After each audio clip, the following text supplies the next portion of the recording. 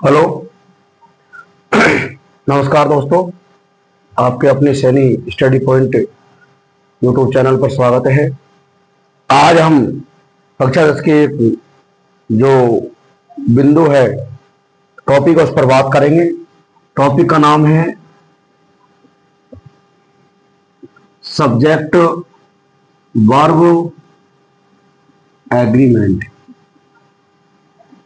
Subject verb agreement ये एक ऐसा टॉपिक है हमारा जो एक प्रकार से अंग्रेजी में ग्रामर की जान है। कैसे है? Subject verb agreement. देखो, इसमें दो, एक शब्द तो है सब्जेक्ट और एक है वर्ब और एक है एग्रीमेंट। अगर हम इसको कहें तो कहेंगे कर्ता क्रिया अनुबंधन। ये इसको हम कह सकते हैं हिंदी में, यानी कर्ता का क्रिया के साथ जो अनुबंध है, कर्ता का क्रिया के साथ जो यूज करने का नियम है, संबंध है, उसी की हम इसमें चर्चा करेंगे। यानी इसको दूसरा, ये तो इसका शाब्दिक अर्थ है, इसको हम बोलते हैं कर्ता क्रिया सामंजस्य। ये इसका एक और अन्य नाम हो सकता है। यानी सब्जेक्ट वर्ब एग्रीमेंट को हम कर्ता क्रिया अनुबंधन या कर्ता क्रिया सामंजस्य के नाम से जानते हैं। इसे अंग्रेजी में दूसरे नाम से बोल सकते हैं और बोलते हैं सब्जेक्ट वर्ब कॉनकॉर्ड। देखिए प्रिय भैयाओ, ये सब्जेक्ट वर्ब एग्रीमेंट भी हो सकता है और सब्जेक्ट वर्ब कॉनकॉर्ड भी यदि बोल दे तो ये भी ठीक है। इसी के उपनाम है दोनों। इसे हिंदी में बोलते हैं कर्ता क्रिया अनुबंधन या कर्ता क्रिया सामंजस्य। अब ये क्या होता है तो देखिए, सबसे पहले हमें एक बात समझनी है, वो ये है कि क्रिया का प्रयोग। देखिए, आपको ये चीज समझना बहुत जरूरी है। क्रिया का प्रयोग हमेशा, क्रिया का प्रयोग हमेशा कर्ता के अनुसार ही करते हैं। यानी हम कह सकते हैं क्रिया का प्रयोग किसके हिसाब से करते हैं? कर्ता के हिसाब से। यानी सब्जेक्ट का के अनुसार ही हमेशा वर्ब का प्रयोग किया जाता है और इसी को हम क्या बोलते हैं? Subject verb agreement. यानी कर्ता क्रिया के साथ जो अनुबंधन करता है, उस जिसको उपयोग में जो करता है, वही इसका हिंदी अर्थ होता है।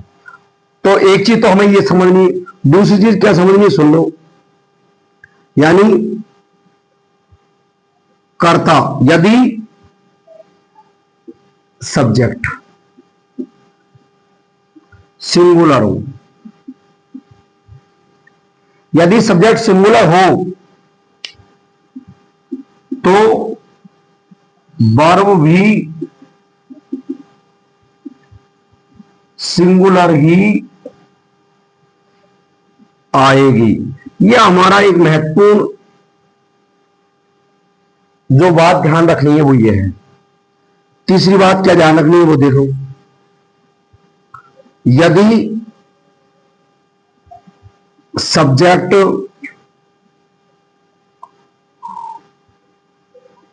प्लूरल हो तो वर्ब भी प्लूरल ही आएगी। ये दूसरी बात जो ध्यान रखनी है वो ये है। तीसरी बात क्या ध्यान रखनी है हमें वो देखिए, यदि सब्जेक्ट अनकाउंटेबल, यदि सब्जेक्ट अनकाउंटेबल हो तो वर्ब सिंगुलर आएगी। तो आज हमने तीन छोटी छोटी बातें की है। एक तो ये कर सब्जेक्ट वर्ब एग्रीमेंट क्या होता है, तो सब्जेक्ट वर्ब एग्रीमेंट ये होता है कि कर्ता का क्रिया के साथ जो अनुबंधन है वही सब्जेक्ट वर्ब एग्रीमेंट है। यानी कर्ता का क्रिया के साथ कैसा सामंजस्य है ना। अब सामंजस्य मतलब क्या है कि कर्ता का क्रिया का प्रयोग हमेशा कर्ता के अनुसार करते हैं। अगला बिंदु, यदि सब्जेक्ट हमारा सिंगुलर है तो वर्ब भी क्या आएगी, सिंगुलर आएगी। यदि सब्जेक्ट हमारा प्लूरल है तो वर्ब भी क्या आएगी, प्लूरल आएगी। अगला है, यदि सब्जेक्ट हमारा अनकाउंटेबल है तो वर्ब कौन सी आएगी, सिंगुलर आएगी। यह हमारे मूल मूल की जो बातें हैं हमें ध्यान रखनी है। अब अगली बातें देखो जो हमें ध्यान रखनी है, इसको मिटा दिया जाता है।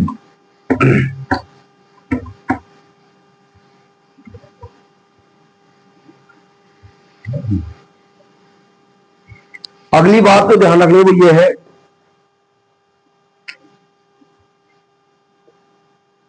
यदि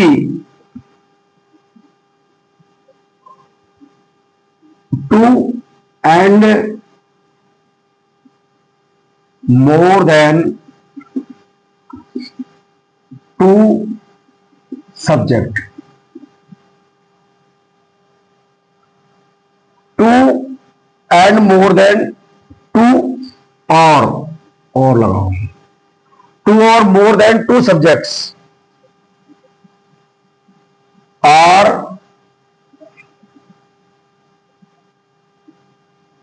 connected with and the plural verb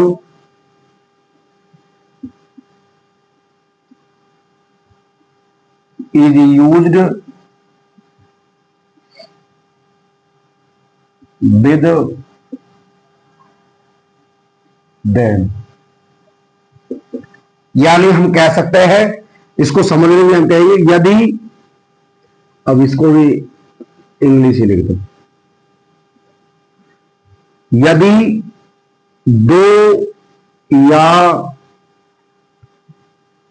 दो से अधिक सब्जेक्ट यानी कर्ता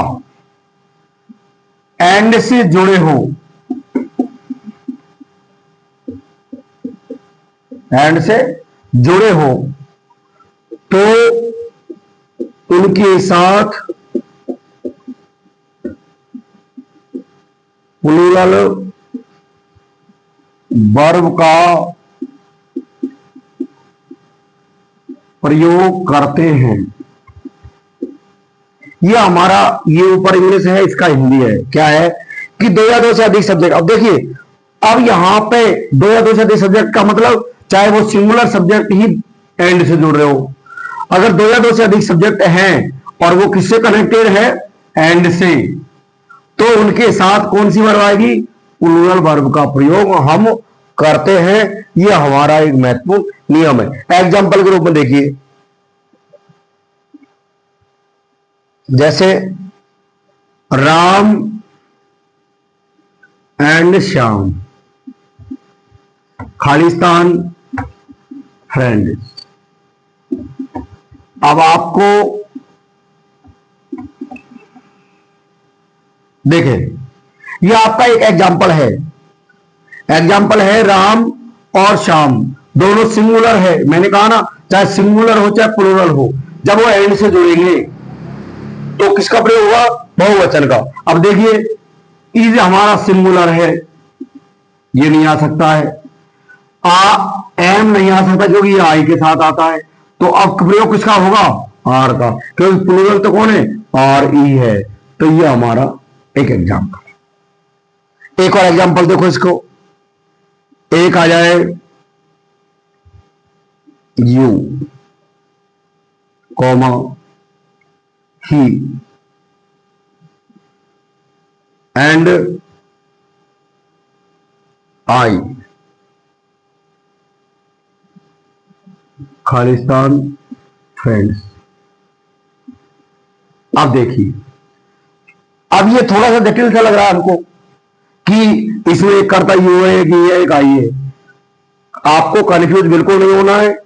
एक सब्जेक्ट, एक वाक्य में तीनों पर्सन भी एंड से जुड़ करके सब्जेक्ट के रूप में आ सकते हैं। अब ये second person, third person, first person है। अब इसमें और क्वेश्चन वही है, इज, आर और एम। तो आपको बिल्कुल कंफ्यूज नहीं होना, नियम यही काम करेगा कि दो या दो से अधिक। अब इसमें एक, दो, तीन है। अब आप ये मत जाना कि यहां पर आइए इसके साथ एम लगा देते और सही हो जाएगा, ये बिल्कुल गलत है, नंबर कट जाएंगे। आपको किसका प्रयोग करेंगे? आर का ही।